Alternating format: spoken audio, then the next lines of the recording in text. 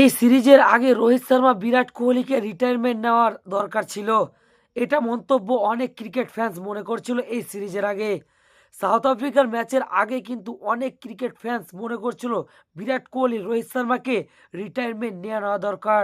বিরাট রোহিত কিন্তু এই সিরিজে তার প্রমাণ দিল এবং তাদের কিন্তু একটা মিটিং বসার কথা ছিল না যে বিরাট কোহলি রোহিত শর্মাকে 2027 ওডিআই ওয়ার্ল্ড কাপ খেলবে কিনা, একটা বৈঠক বসবে। বিরাট কোহলি রোহিত শর্মা কিন্তু তাদেরই বৈঠক বসিয়ে দিবে ভাই, যেরকম ইন্টেন্ট নিয়ে ব্যাটিং করেছে খাসকার বিরাট কোহলি। সত্যি কথা বলতে বিরাট কোহলি যেই ইন্টেন্ট নিয়ে ব্যাটিং করেছে, প্রথম ম্যাচে সেঞ্চুরি, দ্বিতীয় ম্যাচে সেঞ্চুরি এবং 3 নম্বর ম্যাচটাতে একটা 60+ রান করেছেন এবং আউটস্ট্যান্ডিং পারফরমেন্স করেছে বিরাট কোহলি। উল্টো দিকে রোহিত শর্মা প্রথম ম্যাচে একটা ঠিকঠাক পারফরমেন্স করেছিলেন, দ্বিতীয় ম্যাচটা একটা নিরাশাযোগ্য পারফরমেন্স করলেও এই ম্যাচটিতে কিন্তু অসাধারণ একটা 73 রানের ইনিংস খেলেছেন এবং এসএসভি জয়সওয়াল ফাইনালি ওডিআই ফরম্যাটে তার ফার্স্ট 100 পেয়ে গেলেন।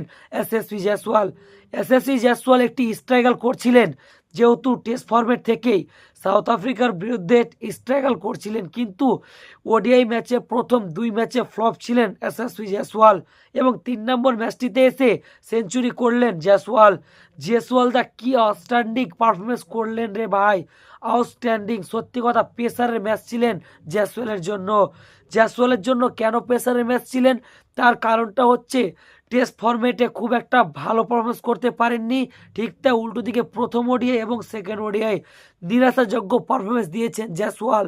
এই ম্যাচটিতে যদি খুব একটা ভালো পারফরমেন্স না দিতে পারতো তাহলে কিন্তু তার মনেও কিন্তু একটা প্রশ্ন থাকতো যে আমি কি আদৌ চান্স পাবো টিম ইন্ডিয়াতে নেক্সট যখনই ওডিআই হোক অথবা ওডিআই বিশ্বকাপ হোক, সেই বিশ্বকাপে কি চান্স পাবো, এই কিন্তু মাথায় কিন্তু অনেকটাই ঘুরবে প্রশ্ন তার।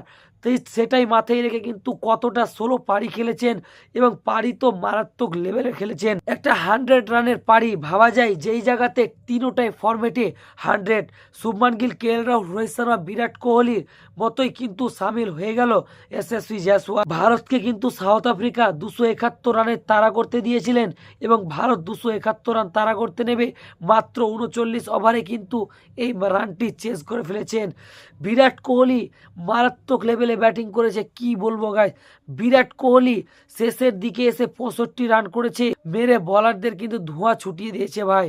এক কথায় বলতে গেলে ফুল পয়সা ওসুল। আরে ভাই, বিসিসিআই এবং আইসিসিকে আমি বলছি এই 5টা টি20-র মধ্যে কি 2টি আরও ওডিআই করা যেত না? যেহেতু বিরাট কোহলি লোডিং ছিল সেঞ্চুরি, আমরা ভেবেছিলাম বিরাট কোহলি যদি খুব একটা আগে নামতে পেতো, পাওয়ার প্লে শেষ হওয়ার মধ্যেই নামতো, তাহলে কিন্তু বিরাট কোহলি লোডিং ছিল আর একটা সেঞ্চুরি এবং সেঞ্চুরি হ্যাট্রিক হয়ে দিয়েছ বিরাট কোহলির। এটা আমার পার্সোনালি মনে হয়। তোমার কি মনে হয় বিরাট কোহলি কি আদৌ হ্যাট্রিক করতে পারতো সেঞ্চুরি? আমার তো মনে হয় হ্যাঁ। বিরাট কোহলি এবং এসএসসি জয়সওয়ালের যে ফিনিশিং টাচটা দিয়েছে ভারতকে, 10 পয়েন্টের মধ্যে কত পয়েন্ট দিবা কমেন্টে লিখে জানাও। এইরকম নিত্য নতুন ছোটো থেকে বড় আপডেট পাওয়ার জন্য আমাদের কেয়ার ক্রিকেট চ্যানেলটিকে অবশ্যই সাবস্ক্রাইব করে রাখুন। তো দেখা হচ্ছে নতুন কোনো অন্য কোনো ভিডিওতে। তো ততক্ষণ পর্যন্ত তোমার সব ভালো থেকে ধন্যবাদ। ইন্টারন্যাশনাল কেরিয়ারে তো রোহিত শর্মার 20,000 রান কমপ্লিট হলো ফাইনালি।